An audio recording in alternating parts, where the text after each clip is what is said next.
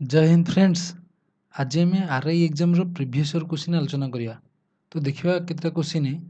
तो प्रथम क्वेश्चन देछि कोन, what is the rate of interest if the principal amount becomes 3 times including the principal and interest in 20 year. माने हमको data given देला जे गोटे अमाउंट प्रिंसिपलटा 3 गुणा ही होउची केते वर्ष रे ना 20 वर्ष रे ही होउची। तो सी आमको कहूँ जे रेट ऑफ इंटरेस्ट केते आरटे केते बाहर करने कही आमको। तो केमती बाहर करिया। तो मनकर आम प्रिंसिपलटा ये पी अच्छे ये 3p होती। मनकर मुझे 100 नहीं गली 100 थिला प्रिंसिपल 3 गुणा हो माने केते 300 हो। तो बढ़िला केते ना 200 बढ़ी। तो 200टा कौन ये 300 रु 100 हूँ प्रिंसिपल आउ 200 हूँ कौन यहाँ ना इंटरेस्ट। तो इंटरेस्ट केते वर्ष ना 20 वर्ष 200 टंका बढ़ी। मनकर आम ये 100 टंका नहीं ना मनकर ऐक्य धारा अनुसार देखुचे। तो आम रेट ऑफ इंटरेस्ट बाहर करिया। रेट ऑफ इंटरेस्ट केते हम ना 20 वर्ष को ताको इंटरेस्ट मिलला केते ना 200 टंका। तो वर्ष को केते मिलबो ना 200 बाई 20 200 बाई 20 होची केते सुन ये 10 ही होची। माने पर ईयर रे ताको मिलुची कोन ना 10 टंका इंटरेस्ट 100 टंका हिसाब रे। माने 100 टंका ऊपर ये बुझे पड़ियो जे 100 टंका ऊपर 10 टंका इंटरेस्ट मिलला। आमर सिंपल इंटरेस्टा कौन ना मूलधन उपरे जेतिकी मिलिबो सुध गोटे वर्ष रे आमको सेटा होची तार आमर कौन ना सुध। तो रेटटा कौन ना केते हार रे मिलिबो। तो ये 10 टंका मिली आमको 100 टंका उपरे। तो 100 रे केते शतकड़ा एटा 100 रे जेतिकी शतकड़ा आमर सेतिकी होची रेटटा। तो 100 रे केते शतकड़ा हो एटा 100 रे 10 भागरू भागे। तो यहाँ 10% जदि मु 100 को देख यहाँ 100 को 100 भाग कर दूची तो भागे केते पड़िबो 1 अर्थ 1% वैल्यू होची 1। तो 10टा केते परसेंट ना 10% ना जदि सेमती बुझी पारने ना 10 बाई 100 गुणन 100 केते परसेंट पाई जीवी। तो 100 100 कटिगला 10% है रेट। तो रेटा 10% आमर है आंसर। तो आंसर देखिए केते अच्छी ना ऑप्शन ए अच्छी 10%। एमती भी बाहर करवा मनकर 100 नेली 200 बढ़ी 300 होती 3 गुणा कही आमको। तो 200 है इंटरेस्ट 20 वर्ष इंटरेस्ट 200 होची। तो वर्ष को केते ना 10 10 टंका क्या उपरे ना 100 टंका उपरे। तो 100 रो केते परसेंट की 100 रो जेती परसेंट सेटा होची हमर रेट। देखिबा ई क्वेश्चन देखिए कौन देछि ना if certain principal is doubled in 20 year. गोटे प्रिंसिपलटा 20 वर्ष 2 गुणा हो केते वर्ष रे समय लगे जे ताकू से प्रिंसिपलटा 4 गुणा हवाई। माने मनकर आम डाटा अनुसार कौन नवा मनकर प्रिंसिपलटा हूँ 100 सी कहूँ जे ये 100टा 200 होगा 100टा 200 है केते वर्ष रे ना 20 वर्ष 200 होगा। ये 200टा अर्थ कौन ये प्रिंसिपल अच्छे और इंटरेस्ट अच्छी मूल सहित सुध भी मिसिक अच्छी। तो सुध केते ना 200 रु 100 गले अर्थ ये 100 टंका सुध बढ़ी 100 टंका सुध बढ़ी 200 होती। तो केते वर्ष रे बढ़ी ना 20 वर्ष रे। किंतु सी आमको पचार जे ये 100 टंकाटा केते वर्ष रे 4 गुणा हो अर्थ 400 टंका हम अर्थ सुध केते बढ़ुची 300 टंका बढ़ी होची सुध। तमें ये गिभेन डाटा अनुसार ये 100 टंकाटा 200 टंका है अर्थ 100 टंका बढ़िला 100 टंका बढ़िया तो लगुच 20 वर्ष 100 टंका प्लस हाँपी के लगुच ना 20 वर्ष लगुच। सी कह 300 टंका प्लस कि 4 गुणा हम 400 टंका हम अर्थ मूलधन 4 गुणा हो ना। तो 300 टंका बढ़िया तो केते वर्ष लगे 100 टंका बढ़िया 20 वर्ष लगिला। तो 100 रो 3 गुणा हो 300 3 गुणा तो 20 रो 3 गुणा हो तो 60 वर्ष लगे आमको कौन समय। ये जो 400टा ये कौन ना प्रिंसिपल अच्छी इंटरेस्ट अच्छी 100 टंका हूँ प्रिंसिपल तो इंटरेस्ट हूँ 300 से 300 टंका उपरे आम हिसाब कले नहीं कि 400 टंका उपरे हिसाब करानी। तो आमको समय केते लगे ना 60 वर्ष हम आंसर। नेक्स्ट क्वेश्चन देखिए कौन देछि in how many years the interest on the principal amount of रेस 2500 आट केते ना 3% इंटरेस्ट रे will be equal to the interest at केते 7% फॉर 5 वर्ष ऑन प्रिंसिपल अमाउंट हो रेस 1500 माने हमको डाटा गिवेन देला जे केते वर्ष रे कहा पर ना 2500 टंका उपरे 3% इंटरेस्ट रेट रे इटा हला प्रिंसिपल इंटरेस्ट रेट रे केते वर्ष समयटा केते हबो एथिरु जेतिकी इंटरेस्ट बाहरला ना 7% अनुसार 1500 टंका उपरे इंटरेस्ट हला 7% 5 वर्ष रे टाइम एटा हूँ टाइम एटा तो टाइम 5 वर्ष माने हमको कहले जे 2500 टंका ऊपर 3% हार जदि लागिवो केते वर्ष रे जेतिकी सुध बाहरिवो जे 1500 टंका ऊपर 7% हार रे 5 वर्ष रे सेतिकी सुध हबो तो हमको डाटा दे देला अर्थ दीटा को इक्वल इंटरेस्ट समान हबो ना कहिछि हमको इज कहिछि will be equal to the interest तो एपटे इंटरेस्ट सहित एपटे इंटरेस्ट समान अर्थ हम ये बाहर करदे जे ये देख 1500 टंका उपरे 7% 5 वर्ष पई तो गोटे वर्ष पई 7% तो 5 वर्ष पई केते हबो ना 35% कहा ऊपर ना 1500 उपरे 1500 रो 35% होउछि ना केते ना सेटा हबो इंटरेस्ट तो 1500 रो जदि 1500 टा 100% हुए तो 10% केते हबो 150 1% केते हबो 15 1500 रो 1% केते हबो 15 तो 35% केते हबो 1% रो वैल्यू 1% रो वैल्यू होउछि 15 तो 35% केते हबो ना 35 गुणन 15 तो हमें टाइम टा बाहर करिया ना टाइम देइनी एठी तो 2500 रो 3% केते हबो एठी 3% हार देइछि तार शुद्ध केते हबो 1% होउछि केते एठी 2500 रो 100% को जदि 100% जदि 2500 धरिबी ऐकिक धारा अनुसार तो 1% केते हबो 100 डिवाइड कर देबी 1% हबो 25 25 हबो 3% केते हबो 25 गुणन 3 केते समय पई जेति समय पई ताल से गुणी देले टाइम टा टी हेले शुद्ध बाहरी पड़ियो तो शुद्ध किंतु एपटे आंसर देइछि केते ना 35 गुणन 15 होउछि आमे मल्टीप्लाई करिया नै गुणन आकार रखिया काटिया पे सुविधा हबो तो एठी जदि काटिबी केते हबो एठी तो 25 गुणन 3 अछि एठी 35 अछि एठी 3 रे काटिले 3 पंचा 15 एठी 5 होछि 5 पंचा 25 ये पुणी 5 रे काटिले 5 सता 35 तो टी बाहर 7 आमर टीटा केते ना 7 तो सी आंसर सी अच्छी 7 वर्ष रे एपटा जिते कि इंटरेस्ट हम एपटू एपटे 5 वर्ष रे 7% उपर से इंटरेस्ट हम तो दीटा को इक्वाल नहीं कि ये कंपेरिजन करी करवा नेक्स्ट क्वेश्चन देखिए कौन देछि Ajay borrowed some money from Rashmi at 5% simple interest रे माने अजय रश्मि ठार आनी 5% सिंपल इंटरेस्ट रे किसी टंका आनी कौच पुणी कौन ना वाज फ्रीड ऑफ डेब्ट रीपेइंग रेस 8800 आफ्टर 2 ईयर माने से डेब्ट फ्री होगापी 2 वर्ष पर 8800 टଙ୍କା से रिपे कला how much interest did he पे हमको डाटा ये कौन देला डाटा देला जे 5% इंटरेस्ट रेट आनी पे कला केते ना 8800 टଙ୍କା पे कला यहाँ हूँ कौन अमाउंटा यहाँ कौन अमाउंटा टाइम देछि केते ना 2 वर्ष से हम पचार केते इंटरेस्ट देला इंटरेस्ट बाहर करने कही इठी रेट देला तो आम ये देखिए जे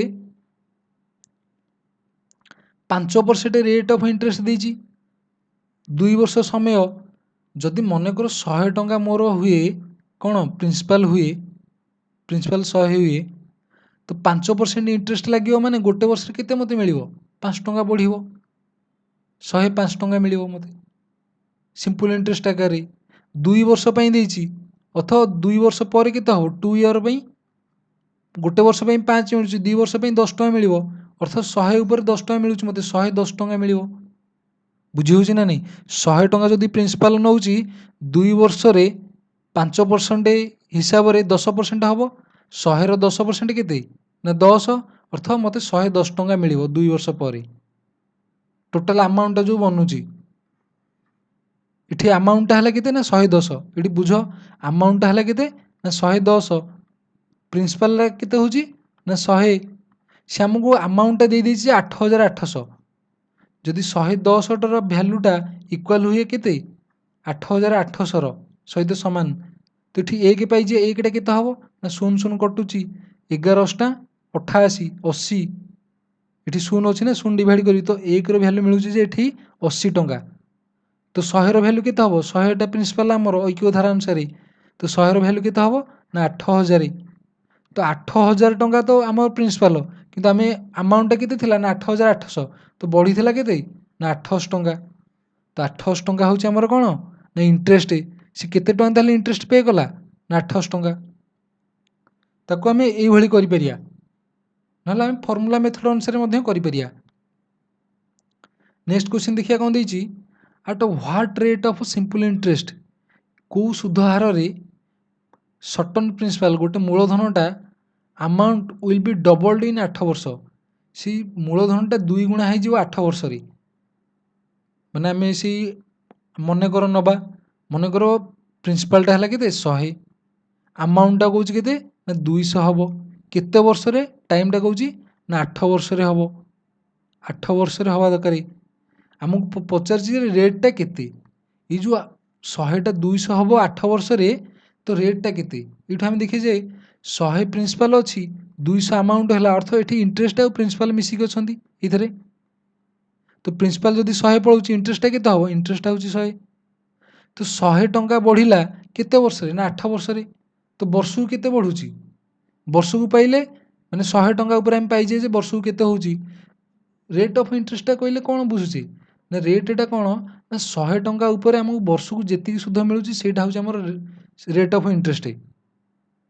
ତ 100 ଟଙ୍କା ଉପରେ ଏଠି କେତେ ମିଳୁଛି ନା ଆମର 100 ଟଙ୍କା ବଢ଼ିଛି ନା 8 ବର୍ଷରେ, ତ ଗୋଟେ ବର୍ଷକୁ କେତେ ବଢ଼ୁଛି ନା 8ରେ ଡିଭାଇଡ଼ କରିଦେବି, 8ରେ ଡିଭାଇଡ଼ କଲେ କେତେ ହେବ, ଏଠି 8ରେ ଏଠି ଯଦି 2ରେ ଡିଭାଇଡ଼ କରି 50 4 ହେବ ତଳେ, ଏଇଟା 50 4, ପୁଣି 25 2, 25/2 କେତେ ନା 12.5।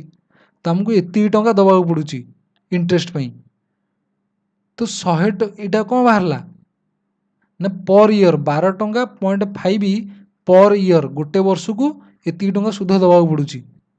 ତ 100 ଟଙ୍କା ଉପରେ ଦେବାକୁ ପଡ଼ୁଛି ନା, ଏଇ 100 ଟଙ୍କା ଉପରେ 12 ଟଙ୍କା 50 ପଇସା ଦେବାକୁ ପଡ଼ୁଛି, ତ ଏତିକି ହେଲା 100 ଟଙ୍କା ଉପରେ ଇଣ୍ଟରେଷ୍ଟ 12.5%। ତ ଆନ୍ସର ହେଲା କେତେ ନା 12.5%। ୟାକୁ ଫର୍ମୁଲା ମେଥଡ଼ ଅନୁସାରେ କରିପାରିବା। ଦେଖିବା ଫର୍ମୁଲା ମେଥଡ଼ ଅନୁସାରେ କଲେ କେମିତି ହେବ। ମନେକର ପ୍ରିନ୍ସିପାଲଟା ନେଲି ପି, ମନେକର ନେଲି, ଆମାଉଣ୍ଟଟା ହେଲା କେତେ 2p, ଏଇଟା ପ୍ରିନ୍ସିପାଲ ଏଇଟା ପି, ନହେଲେ ୟାକୁ ପ୍ରିନ୍ସିପାଲ ପି ଲେଖୁଛି, ଏଇଟାକୁ ଏ ଧର ନେଇଯାଉଛି। ପ୍ରିନ୍ସିପାଲ ହେଲା ଏ, ଆମାଉଣ୍ଟଟା ହେଲା 2a, ତ ଏଠି ଇଣ୍ଟରେଷ୍ଟ କେତେ ହେଇଛି ନା ଇଣ୍ଟରେଷ୍ଟ ହେଇଛି ଏ, 2a - a ହେଲା ଏ, ଇଣ୍ଟରେଷ୍ଟ ଏ ବଢ଼ିଛି କେତେ ବର୍ଷରେ, ଟାଇମ୍ଟା ଦେଇଛି 8 ବର୍ଷ। ଆମକୁ ପଚାରିଛି ରେଟ୍ଟା କେତେ, ତ ଏଠି ଆଇ ଦେଇଛି, ଟି ଦେଇଛି, ପ୍ରିନ୍ସିପାଲ ଦେଇଛି, ତ ରେଟ୍ ଆମେ ବାହାର କରିପାରିବା। ଇଣ୍ଟରେଷ୍ଟର ସୂତ୍ର କ'ଣ ନା PTR/100। ତ ଆରଟା କେତେ, ଆରଟା ହେଲା କେତେ ନା I × 100 divided by P × T equal to R। ତ ଏଠି ଆଇଟା କେତେ ଅଛି, I ଅଛି A × 100 ଡିଭାଇଡେଡ୍ ବାଇ P କେତେ ନା Pଟା ବି A, T ହେଲା କେତେ ନା 8, ଏ କଟିଗଲା 100/8, 100/8 କେତେ ବାହାରିଥିଲା ନା 12.5। ତ ଏଇଟା ହେଲା ଆମର ରେଟ୍। ଏମିତି କରିପାରିବା, ନହେଲେ ଆମେ କ'ଣ ସେ ମେଥଡ଼ ଅନୁସାରେ କରିପାରିବା। ପର୍ ଇୟର୍ରେ କେତେ ପଡ଼ୁଛି, ଏଠି 100 ଡାଇରେକ୍ଟ ଆମକୁ ମିଳୁଛି, ପର୍ ଇୟର୍ 100/8, ତ 100 ଉପରେ 12.5 ମିଳୁଛି, ସେମିତି ମଧ୍ୟ କରିପାରିବା। ତ ଆମର ଆନ୍ସର ହେଲା କିଏ ନା ଅପସନ୍ ବି ଅଛି 12.5। ନେକ୍ସଟ କ୍ୱେଶ୍ଚିନ୍ଟା ଦେଖିବା କ'ଣ ଦେଇଛି, ରାକେଶ ଲେଣ୍ଟ ପ୍ରକାଶ, ରାକେଶ ପ୍ରକାଶକୁ କିଛି ସୁଧ ମାନେ କ'ଣ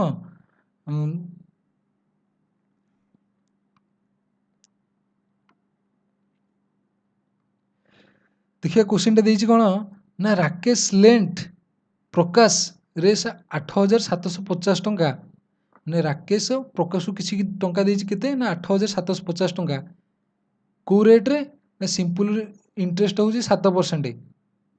ହାଉ much interest will he get in 3 ବର୍ଷ, 3 ବର୍ଷରେ ତାକୁ କେତେ इंटरेस्ट मिलिबो माने हमको इंटरेस्ट बाहर करिया पई कहिछि तो डाटा गिवन कोन देला हमको ना प्रिंसिपल टा दे देला जे 8750 टंका इंटरेस्ट रेट के देला ना 7% देला how much interest will he get time दे देला के ना 3 वर्ष तो इंटरेस्ट रेट दे देला एठी हमको इंटरेस्ट रेट हमको आई बाहर करिया पई कहिछि हमें फार्मूला अनुसार करि परिया नहले डायरेक्ट मध्यम करि परिया केमिति डायरेक्ट करिया फार्मूला अनुसार करिया किंतु देखिबा डायरेक्ट किंतु करिया देखो सिंपल इंटरेस्ट अर्थ कौन ना आम मूलधन उपर वर्षक जी सुध मिलूँ से सिंपल इंटरेस्ट तो ये 7% पर इयर मिल तो 3 वर्ष टोटाल केते मिल 21% मिल 21% क्या नहीं 8750 उपर 21% आमती काल्कुलेट करें 21% केमती काल्कुलेट करवा ये धर 8750 100% ना तो 10% केते हम 100 भैल्यू जदि एतिकी 10% 10 डिवाइड करदेवी ये तो 875 बाहर के 10% 875 तो 20% के हम ये 10% 2 गुणा 800 2 गुणा 1600 75 2 गुणा 150 1600 150 मिसिले के हम 1750 1600 150 मिसेल 75 2 गुणा 150 1750 21% हाँपाई के हम ना 1% मिसेबी 1% के हम ये देख 10% है गोटे दशमिक देली 875 1% के हम ना गोटे दशमिक एपड़ू देदेवी तो केते हो ना 87.5 1% भैल्यू के हम ना 87.5 तो ये 87.5 है तो 20% 1% मिसिबो ये दुईटा मिसीज मिसिले के हम ये देख 10 0 7 मिसिले 7 8 5 13 7 1 8 1837.5 तो आमर बाहर के ना 1837.5 एमती कर 21% काल्कुलेट किसी गुणागुणी न करके आम एमती कर डायरेक्ट आम माइंड हम यहाँ ये 10% 875 20% 750 और 1% एति 21% मिसिले हम यहाँ है 1837 अच्छी ऑप्शन बी अच्छी 1837.5 जदि फर्मूला अनुसार करी आमको कौन बाहर करिया ना इंटरेस्ट के पीटीआर इंटरेस्ट हूँ पीटीआर बाई 100 तो पी देछि केते ना 8750 टाइमटा देछि केते 3 वर्ष रेट ऑफ इंटरेस्ट के देछि ना 7 डिवाइडेड बाई 100 तो 0 0 कटिज ये 7 गुणन 3 हूँ 21 गुणन ये करदे डिवाइडेड बाई 10 कले ये बाहर 1837.5 तो आंसर है कि ना ऑप्शन आमर बी ऑप्शन बी है आमर आंसर नेक्स्ट क्वेश्चन देखिए कौन देछि what is the amount of principal and interest माने अमाउंट ऑफ प्रिंसिपल और इंटरेस्ट कहूँ माने टोटाल हूँ समूल सुध प्रिंसिपल इंटरेस्ट मिसिले कौन समूल सुध मूल सहित सुध मिसिले समूल सुध हुए क्या उपर ना रेस 860 टंका यहाँ प्रिंसिपल देला 2 वर्ष केते रेट ना 2 पैसा माने 2 पैसा पर रुपी पर मंथ ये आमको रेट देनी किंतु आमको माने इयरली रेट देनी ना आमको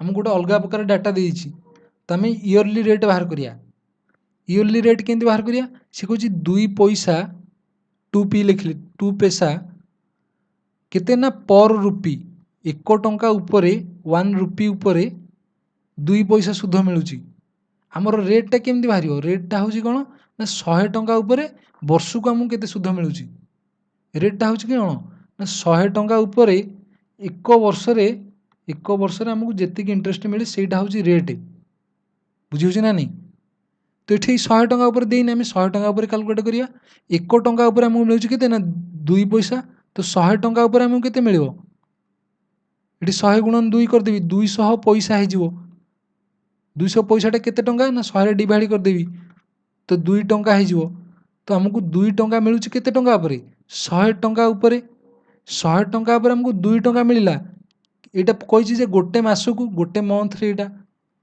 तो 12 मास आम हिसाब करिया गोटे वर्ष तो 12 मास हेल्ले 2 गुणन 12 24% हम 24% हूँ कौन इंटरेस्ट रेट तो इंटरेस्ट रेटा आमर पाइल रेटा के 24%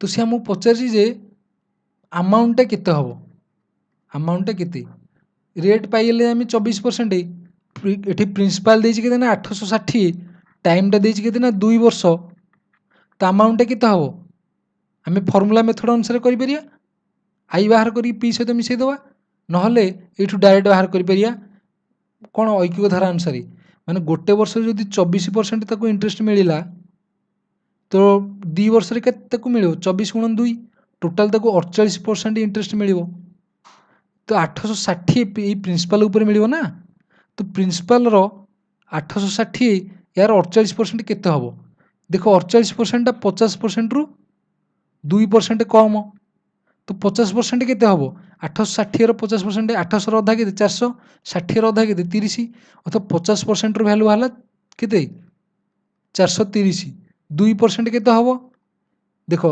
860 टा हला 100% 10% पई एठी 10 देवी 86 हला 1% पई 8.6 होची माने 1% रो वैल्यू केते 1% रो वैल्यू होची 8.6 तो 2% रो वैल्यू केते हबो 8 टंकार 2 गुणा 16 टंका 60 पैसा 2 गुणा 120 पैसा तो टंके 20 16 1 17 टंका 20 पैसा 17 टंका 20 पैसा तो मुझे जदि 430 रु 17 टंका 20 पैसा फेड़ी मोर केते 48% रो वैल्यू पाइबी तो 48% रो वैल्यू केते हबो एठी तो एठी शून्य रहिला एठी 10 रु 2 गले 8 एठी 9 रु 7 गले 2 9 रु 7 गले 2 एठी रहउची केते ना 2 रु 1 गले 1 412.80 तो आमको 48 पॉइंट रो वैल्यू पाइले केते 48 पॉइंट रो वैल्यू पाइले 412.80 बुझी तो इंटरेस्ट पाइले आम यहाँ किंतु आमको अमाउंट बाहर करिया कहिछि अमाउंट अर्थ कौन प्रिंसिपलटा मिसिबो इंटरेस्ट प्रिंसिपलटा केते ना 860 तो 860 सहित 412 को सम करदेवी 800 1200 60 12 1272.8 तो 1272.8 कौटी अच्छी ना ऑप्शन सी रे अच्छी तो ऑप्शन सी है आमर आंसर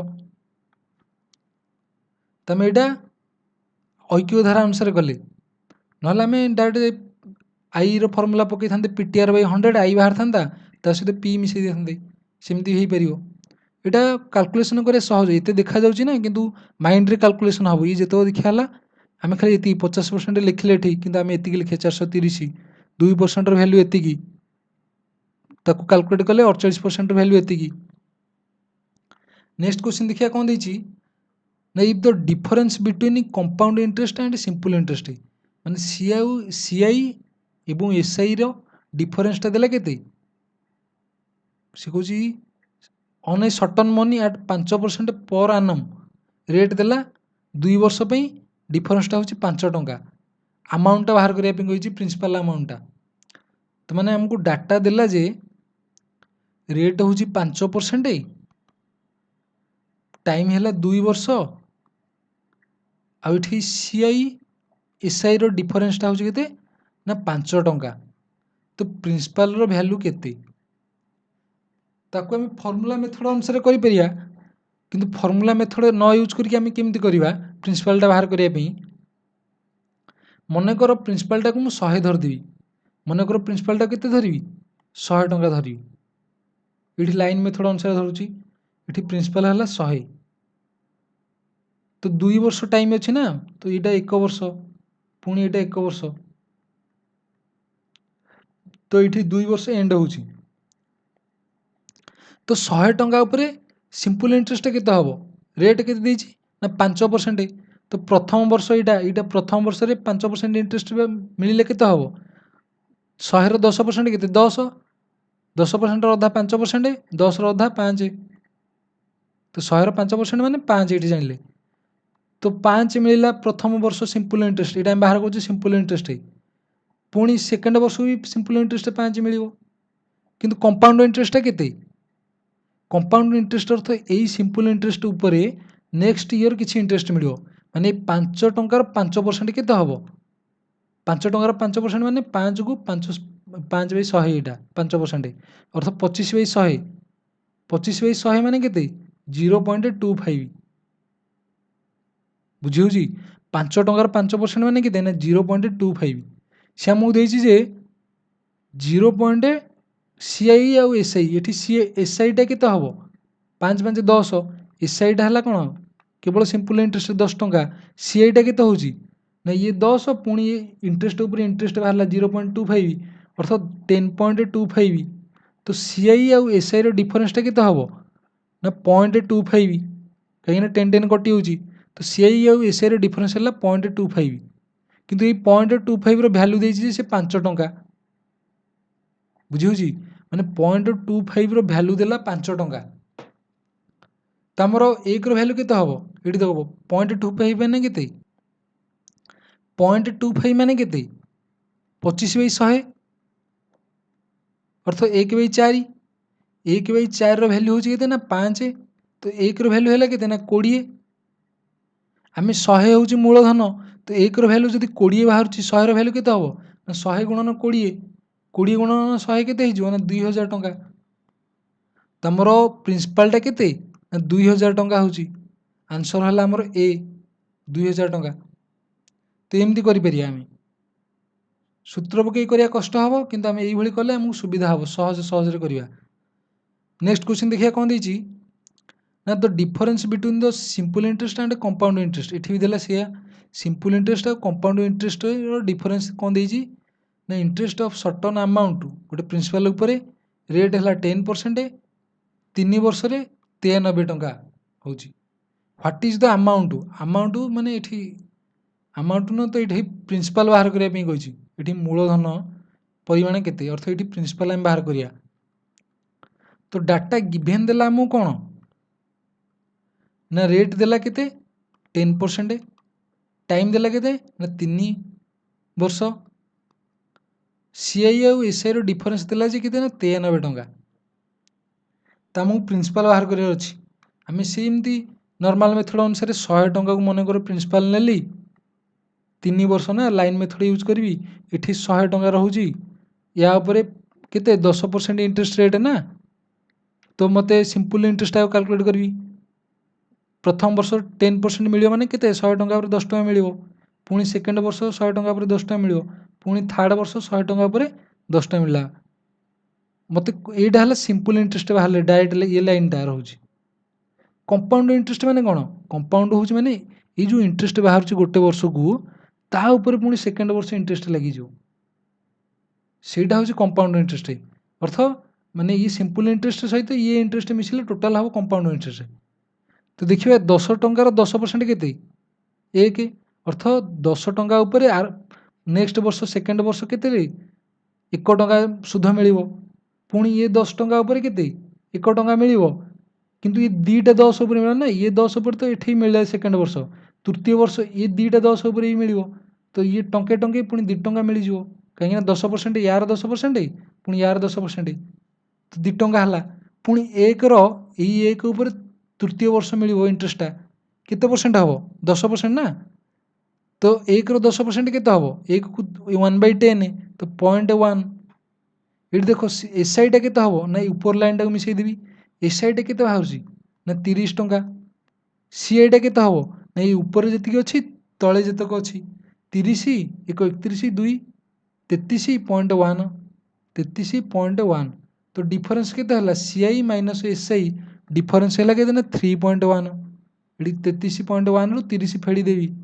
तो 3.1 बाहर कि आमको सी देजे के 93 टंका अर्थ 3.1 भैल्यू डिनोट कर 93 टंका 3.1 माने केते 31/10 लिखिपर कि आम बाहर करिया कौन प्रिंसिपल भैल्यूटा के 100 भैल्यू के तो 31/10 केते ना 93 1 भैल्यू बाहर ये के ऐक्य धारा अनुसार सेपट को यहाँ नहीं जी 93 गुणन 10 / 31 हो तो 31 3 93 3 गुणन 10 के 30 1 भैल्यू बाहर के ना 30 तो 100 भैल्यू के हम ना गुणन 30 करदेवी 3 के 3000 तो आंसर है आमर ऑप्शन डी ऑप्शन डी हम आंसर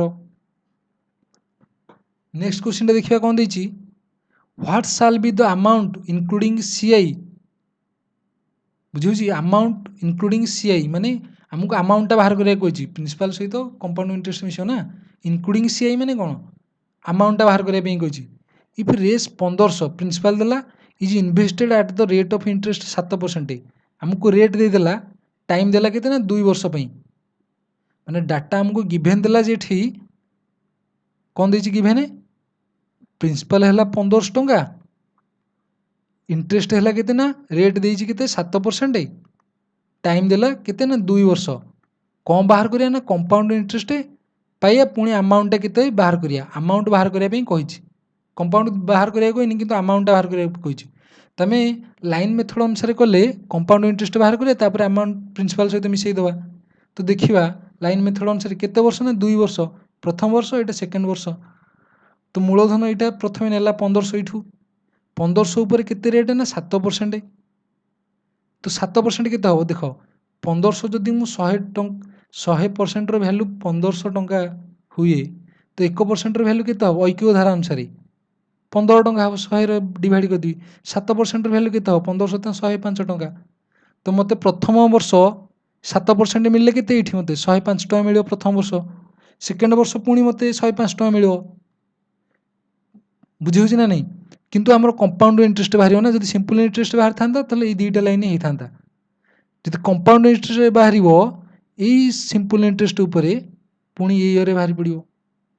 तो एठी 105 ऊपर केते परसेंट 7%। तो 105 रो 7% केते हबो? 105 रो 1% केते हबो ना 1. 105 को 100 रे डिवाइड कर दउची, एटा होची 1.05। तो एटा 1% रो वैल्यू। तो 7% केते हबो ना 7 5 गुणिले 35 7.3 पाइबी। तो एठी टोटल सीआई केते होची ना 105 प्लस 105 प्लस एतिकी। तो 105 मिसले 210, एथिरे 7 मिसले 217। तो टोटल सीआईटा केते हो ना 217.35। तो हमको अमाउंट बाहर करिया पे कहिछि। तो 1500 प्लस एतिकी 217.35, 1500 200 मिसले 1700। तो 1717.35 होची आंसर।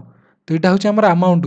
तो अमाउंट देखिए ऑप्शन केते अछि एठी, प्रथम ऑप्शन अछि 1717.35। आ अलगा किसी नहीं, ये 1727 अच्छी 1737, ये सब भूल। तो आमर आंसर है कि ऑप्शन ए। नेक्स्ट क्वेश्चन देखिए कौन देछि, इन हाउ मेनी इयर्स कौन देछि ना इन हाउ मेनी इयर्स केते वर्ष रे 6250 will earn a compound interest रेस 510। 6250 टंका ऊपर कंपाउंड इंटरेस्ट केते हो ना 510 if saved in A bank at the rate of 4% पर annum। केते परसेंट देला 4% कंपाउंड इंटरेस्ट रेट रे 510 टंका कंपाउंड इंटरेस्ट हबो 6250 टंका ऊपर। टाइम बाहर करिया पे हमु कहिछि, डाटा प्रिंसिपल देला केते 6250, हमको सीआई देला केते ना 510, रेट देला केते 4%, हमको बाहर करिया करछि टाइमटा केते बाहर करिया करछि। देख आम ये टिके बुद्धि खर्च कले आराम से करि परिया, नहले आम कैलकुलेट करिया। ये देखिए 510टा केते परसेंट होउछि 6250 रो, आम से अनुसार कैलकुलेट करदवा। देखिए 6250 ये 100%, 10% केते हबो ये 100% जदि एतिक होउछि 10% केते 10 डिवाइड कर देबी 625। देखो एठी हमको सीआईटा केते देइछि 510, किंतु एठी 10% रो वैल्यू केते बाहरुछि 625, माने 610% रो वैल्यू ठारू कम होउछि 510टा। तो हमको एठी जना पड़ी होउछि जे 625 ठारू 510 कम होउछि माने 10% रू कम, अर्थात जदि प्रति वर्ष 4% मिलुछि तो एठी 2 वर्ष पई केते 8% हबो, 3 वर्ष हबो हेले 12%। जदि ओवरऑल देखिया सीआई नहीं एसआई आकार धरले तो सीआई हेले तो एक्स्ट्रा मिलिबो। जदि सीआई जदि 4% होउछि, एसआई टा जदि 4% हुए पर ईयर, तो 2 वर्ष 8% मिलिबो, 3 वर्ष 12%, 3 वर्ष होला बेलକୁ 12% ही होउछि। अर्थ हमको ये जना पड़ी जे 10% रू कम माने ये 2 वर्ष पई हेइथिबो। तो आम देखिए 2 वर्ष पई कैलकुलेट करदवा, जदि 510 बाहरला तो आम आंसर हबो 2 वर्ष। तो यहाँ है गोटे मेथड। देखिए 2 वर्ष पई कैलकुलेट करिबा। तो प्रिंसिपल है केते ना 6250, 2 वर्ष पई कैलकुलेट करी। ये देख आमर 4% इंटरेस्ट रेट ना, तो 4% हमको ये मिलिबो। 6250 4% କେତେ ହେବ? 1% କେତେ ଏଇଠି? 10% ଏତିକି 625, 1% 62.5, 62.5 ହେଉଛି କେତେ? ହେଉଛି 1%। 4% କେତେ ହେବ ନା ଗୁଣିଦେବି, ଏଠି 6 × 24 240, 2.5ର 4 ଗୁଣା ହେବ କେତେ? 10।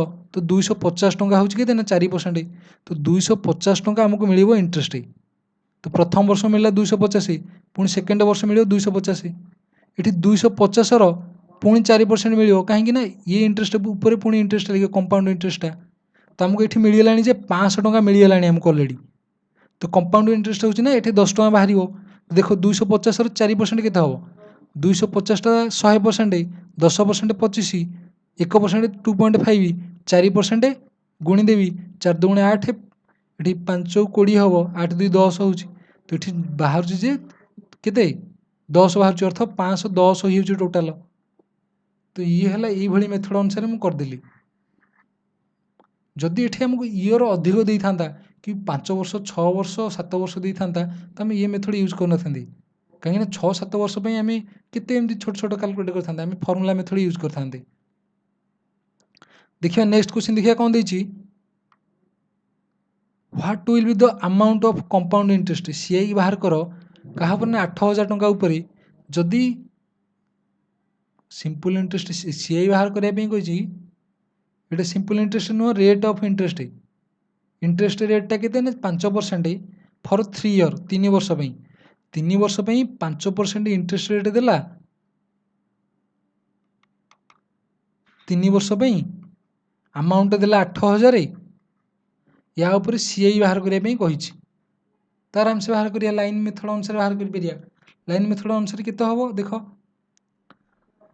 ଏଇଠି ମନେକର ନେଲି ଲାଇନ୍ ମେଥଡ଼ ଅନୁସାରେ, ଏଇଠି 8000 ରଖିଲି, ବରଉ ଗଲା। ତ ପ୍ରତ୍ୟେକ ବର୍ଷ ମୋତେ 5% ମିଳିବ। ଏଠି ଦେଖ 3 ବର୍ଷ ନା, ପ୍ରଥମ ବର୍ଷ ଏଇଟା, ସେକେଣ୍ଡ ବର୍ଷ, ଥାର୍ଡ଼ ବର୍ଷ। ତ ଏଇଠି ପ୍ରଥମ ବର୍ଷ କେତେ ମିଳିବ ମୋତେ? 5%। ଏଇଟା 8000 ଯଦି 100% ହୁଏ, 10% କେତେ ହେବ? 800। 10% ହେବ 800, 1% ହେବ 80, 5% କେତେ ହେବ? 80 × 5 400 ହେଇଯିବ 5% ଭ୍ୟାଲୁ। ତ ମୋତେ ପ୍ରଥମ ବର୍ଷ 400 ମିଳିବ, ସେକେଣ୍ଡ ବର୍ଷ ବି 400 ମିଳିବ, ଥାର୍ଡ଼ ବର୍ଷ ବି 400 ମିଳିବ। ଇଏ ସିମ୍ପଲ ଇଣ୍ଟରେଷ୍ଟ ମିଳିବ, ପ୍ରତିବର୍ଷ ସମାନ ନା। କିନ୍ତୁ କମ୍ପାଉଣ୍ଡ ଇଣ୍ଟରେଷ୍ଟଟା କ'ଣ, ଇଏ ଇଣ୍ଟରେଷ୍ଟ ଉପରେ ବି ଇଣ୍ଟରେଷ୍ଟ ମିଳିବ, ଇଏ ଇଣ୍ଟରେଷ୍ଟ ଉପରେ ବି ଇଣ୍ଟରେଷ୍ଟ ମିଳିବ। ଏଇଟା ଲାଷ୍ଟ ଇୟର ହେଇଯାଉଛି, ଅର୍ଥ ନେକ୍ସଟ ଇୟରରେ ମିଳିଥାନ୍ତା, ଏଠି ଇଣ୍ଟରେଷ୍ଟ ମିଳିବନି। ତ ଏ ଦୁଇଟା ଉପରେ କାଲକୁଲେଟ୍ କରିବା। 400ର ସେକେଣ୍ଡ ବର୍ଷ ପାଇଁ 5% କେତେ ହେବ? 1% 4, 5% 20। ପୁଣି ଏଠି ଥାର୍ଡ଼ ଇୟର ପାଇଁ ଇଏ 400 ଉପରେ ମିଳିବ, ପୁଣି ଇଏ 400 ଉପରେ ମିଳିବ, 20 20 ଟୋଟାଲ୍ 40 ଟଙ୍କା ମିଳିବ। ଏଠି ପୁଣି ଇଏ 20 ଉପରେ ନେକ୍ସଟ ଇୟରରେ ମିଳିବ। 20ର କେତେ? 4%, 5%। ତ 1% କେତେ ହେବ ନା 0.2, 5% କେତେ ହେବ? 0.2 × 5, ତ 1 ହେଇଯାଉଛି। ତ 1 ଟଙ୍କା ମିଳିବ ଆମକୁ। ତ ଏଠି ଆମକୁ ସିଆଇ କାଲକୁଲେଟ୍ କରିବା ପାଇଁ କହିଛି। ତ ଏସ୍ଆଇଟା ହେଉଛି 3ଟାକ ସମ ଏ ଉପର ଲାଇନ୍ର, କିନ୍ତୁ ଏସ୍ଆଇ ମାନେ ଏ ସବୁତକ ସମ କରିବା। ଏଠି କେତେ? 20 40 20 60, 1 61, ଏଠି 1200, 4 3 1200, ଅର୍ଥ 1261 ହେଉଛି ଆମର ଆନ୍ସର। ତ ଆନ୍ସର ହେଲା କେତେ ନା 1261। ଅପସନ୍ ସି ଅଛି, ଅପସନ୍ ସି ହେଉଛି ଆନ୍ସର। ନେକ୍ସଟ କ୍ୱେଶ୍ଚିନ୍ଟା ଦେଖିବା କ'ଣ ଦେଇଛି। ଏ ପର୍ସନ୍ ବରୋଡ ରେସ୍ 5000, ଗୋଟେ ପର୍ସନ୍ 5000 ଟଙ୍କା ବରୋ କରୁଛି ବ୍ୟାଙ୍କରୁ, କମ୍ପାଉଣ୍ଡ ଇଣ୍ଟରେଷ୍ଟ 10% ଦେବେ। Purchase a water pump, 10% interest ରେଟ୍ରେ 5000 ଟଙ୍କା ବରୋ କରୁଛି। What amount of money will he repay after 3 year to be free of ଡେପ୍ଟ? ସେ ମାନେ କ'ଣ ଋଣମୁକ୍ତ ହେବା ପାଇଁ କେତେ ଟଙ୍କା ବ୍ୟାଙ୍କକୁ ଦେବ? ବ୍ୟାଙ୍କରୁ ତ 5000 ଟଙ୍କା ଆଣିଲା 10% ଇଣ୍ଟରେଷ୍ଟ ରେଟ୍ରେ 3 ବର୍ଷ ପାଇଁ। ତ 3 ବର୍ଷ ପରେ ସେ କେତେ ଆମାଉଣ୍ଟଟା କେତେ ଦେବ? ତ ଏଠି ଆମେ ସେମିତି ଲାଇନ୍ ମେଥଡ଼, ଏଠି କମ୍ପାଉଣ୍ଡ ଇଣ୍ଟରେଷ୍ଟ କହିଛି, ତ ଲାଇନ୍ ମେଥଡ଼ ୟୁଜ୍ କରିବା। କେତେ ଲାଇନ୍ ମେଥଡ଼ ଅନୁସାରେ ଦେଖିବା। ଏଠି 5000 ଅଛି ପ୍ରିନ୍ସିପାଲଟା, first year, second year, third year. ତ ପ୍ରଥମ ଇୟର କେତେ ମିଳିବ? 10%। 10% ମାନେ କେତେ? ଏଠି 100% 5000, 10% କେତେ ହେଇଯିବ? 500। ତ ପ୍ରଥମେ ମିଳିବ ପ୍ରଥମ ବର୍ଷ 500, ସେକେଣ୍ଡ ବର୍ଷ ବି ମିଳିବ 500, ଥାର୍ଡ଼ ବର୍ଷ ବି ମିଳିବ 500 ଟଙ୍କା, କେବଳ ସିମ୍ପଲ ଆକାରରେ ଧରିଲେ।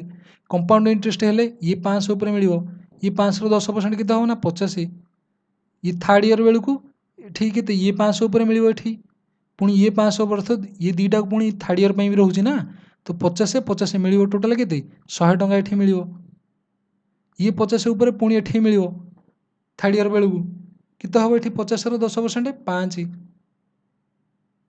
किंतु ये जो रोचे ये जब नेक्स्ट ईयर को जाता या इंटरेस्ट मिल था किंतु एतिक रही तो या इंटरेस्ट कैलकुलेट हेनी तो टोटाल केते है ये सी एटा 500 500 500 ये 1500 हो 1500 ये पुणी के 150 ये 155 1500 155 मिसिले 1655 1655 है सी आई आमको कौन कही अमाउंटा के बाहर करने कही तो 1655 प्लस 5000 5000 एक 6000 6000 6655 हूँ आंसर तो आंसर है आमर के 6655 ऑप्शन ए अच्छी 6655 नेक्स्ट क्वेश्चन देखिए कौन देती a shopkeeper sold 2 articles and earned a profit of 20% in one दीटा आर्टिकल सेल कला गोटे आर्टिकल रे 20% प्रॉफिट है आउ कौन कर 20% लॉस होती अनदर आर्टिकल रे what was the percent of his profit और लॉस इन द बिजनेस से दीटा आर्टिकल सेल करछि ना अर्थ जिते ये थी क्वेश्चन ये सेलिंग प्राइस सामान सोल्ड करछि तो ये 20% गोटे थर प्रॉफिट हो गोटे थर 20% लॉस होते ये क्वेश्चन थी तार फर्मूलाटा हूँ कि x plus y plus x y by 100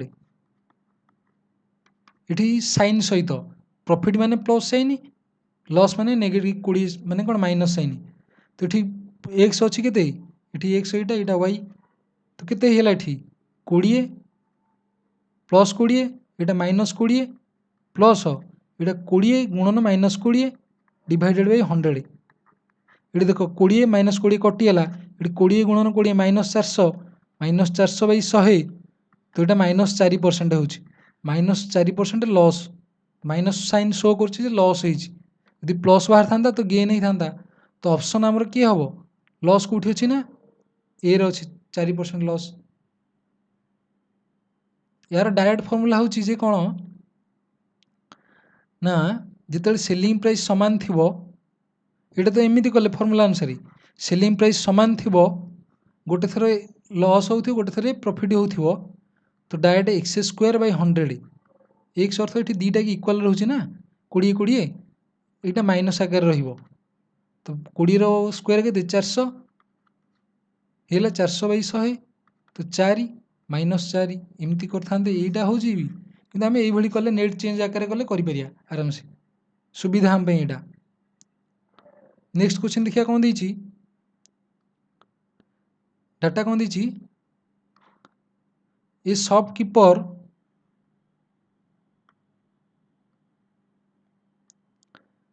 next question कौन देती ना ए shopkeeper earns profit 10% after giving 10% discount on a book मैंने 10% तार लाभ हुए जदि 10% डिस्काउंट दे दिए what is the cost of the book if it's mark price रे 77 आम ऐक्यधारा अनुसार करवा देखिए केमती करिया माने मार्क प्राइस देला आमको 77 टंका प्रॉफिट परसेंट हूँ के ना 10% प्रॉफिट हो डिस्काउंट परसेंट के देजे ना 10% डिस्काउंट तो आम ऐक्यधारा अनुसार करें कौन हम जदि मार्क प्राइस 100 टंका हुए डिस्काउंट 10% माने 10 टंका देदेव 100 टंका मार्क प्राइस हम जदि डिस्काउंट 10 टंका देदेला अर्थात 90 टंकार बिकिला अच्छा आपको मुझे छोट आग कन्भर्ट कर दूची धर 10 टंकार ये शून शून कटि हो 10 टंका जदि कौन होता मार्क प्राइस 10% डिस्काउंट देते से 9 टंकार बिकी था यहाँ सेलिंग प्राइस तो सी कही मार्क प्राइस हूँ 77 अर्थात ये जो 10 रैल्यू के 77 आमको बाहर करने कही कौन ना कॉस्ट प्राइस तो प्रॉफिट परसेंट आउ सेलिंग प्राइस पाइले कॉस्ट प्राइस पाइबा तो सेलिंग प्राइस यूँ पाइबा केमती ना 10 रैल्यू देती 77 तो 1 रैल्यू के हम ना 77 बाई 10 अर्थ 7.7 तो 9 भैल्यू हूँ सेलिंग प्राइस तो सेलिंग प्राइसटा के हम ना 9 गुणन 7.7 या कैलकुलेट करें रखा डाटा को तो सेलिंग प्राइसटा देला के 9 गुणन 7.7 हूँ ତ ଆମକୁ ଏଇଠି ଦେଇଛି ଯେ 10% ପ୍ରଫିଟ୍ ହେଉଛି। ମନେକର ଯଦି 100 ଟଙ୍କା କଷ୍ଟ ପ୍ରାଇସ୍ ହୁଏ, 10% ପ୍ରଫିଟ୍ ହେଲା ତ 110 ଟଙ୍କାରେ ବିକିଲା। ଏଠି 110 ଟଙ୍କାରେ ବିକିଛି, କିନ୍ତୁ ଆମର ବାହାରୁଛି କେତେ? 9 ଗୁଣନ 7.7। ତ ଏଇଠି ଆମେ କାଲକୁଲେଟ୍ କରିଦେବା 110ର ଭ୍ୟାଲୁ କେତେ? 110ର ଭ୍ୟାଲୁ ହେଉଛି କେତେ? 9 ଗୁଣନ 7.7। ଆମେ ବାହାର କରିବା କ'ଣ? ଆମେ ବାହାର କରିବା 100ର ଭ୍ୟାଲୁ। ତ 100ର ଭ୍ୟାଲୁ କେତେ ହେବ? ଏଠି କାଲକୁଲେଟ୍ କରିବା। ତ 1ର ଭ୍ୟାଲୁ କେତେ ହେବ? 9 ଗୁଣନ 7.7 ଡିଭାଇଡେଡ୍ ବାଇ 110। ତ 100ର ଭ୍ୟାଲୁ କେତେ ହେବ? ନା 100 ଗୁଣିଦେବି ଏଇଠି। ଏଇଟା 100 ପାଇଁ ବାହାର କରୁଛି, ସେଥିପାଇଁ 100 ଗୁଣିଲି। 1ର ଭ୍ୟାଲୁ ହେବ ଏତିକି, କିନ୍ତୁ 100 ପାଇଁ ବାହାର କଲେ 100 ଗୁଣିଦେବି। ତ ଏଇଠି ଗୋଟେ ଶୂନ କଟିଗଲା। ଏଇଠି ଦେଖ 7.7 ଅଛି, 10 ଗୁଣିଦେଲେ ଦଶମିକଟା ବି କଟିଯିବ, ତ 77 ହେଇଯିବ। 11 7 ଏଇଟା 77 ହେଇଯିବ। ଏଇ 10 କଟିଯାଇଛି, ବୁଝିହେଉଛି। ତ 7 ହେଲା 9 ଗୁଣନ 7 63। ତ କଷ୍ଟ ପ୍ରାଇସ୍ଟା ବାହାରିଲା କେତେ? ନା ଆମର 63 ଟଙ୍କା ହେଉଛି କଷ୍ଟ ପ୍ରାଇସ୍। ତ ଆମର ଆନ୍ସର୍ ହେଉଛି କିଏ? ନା ଅପସନ୍ ସି। ତ ଏଇଭଳି ଆମେ କୋଶ୍ଚିନ୍ଟାକୁ ଐକ୍ୟ ଧାରା ଅନୁସାରେ କରିବା। ଐକ୍ୟ ଧାରା ଅନୁସାରେ କଲେ ବହୁତ ସହଜ। ତ ସେସନ୍କୁ ଏଇଠି ରଖିବା। Stay connected, learn every day. ଜୟ ହିନ୍ଦ।